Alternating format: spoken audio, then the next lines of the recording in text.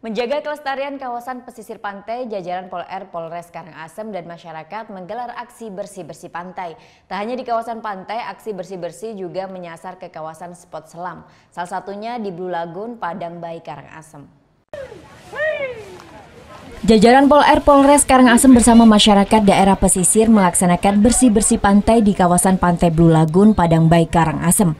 Bersih-bersih pantai ini sebagai tindak lanjut dari program Polda Bali dalam upaya menjaga kebersihan daerah pesisir di Pulau Dewata.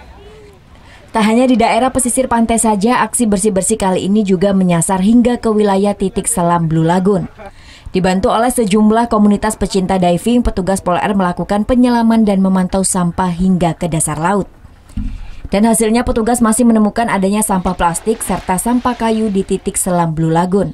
Meski jumlah sampah yang ditemukan tidak banyak, namun hal ini sebagai bukti masih minimnya kesadaran masyarakat dalam menjaga lingkungan. Setelah bersih di atas, di pantainya, kita menyelam lagi di Blue Lagoonnya sebagai pusatnya spot dive di sini, dan kita juga melakukan pembersihan di sana.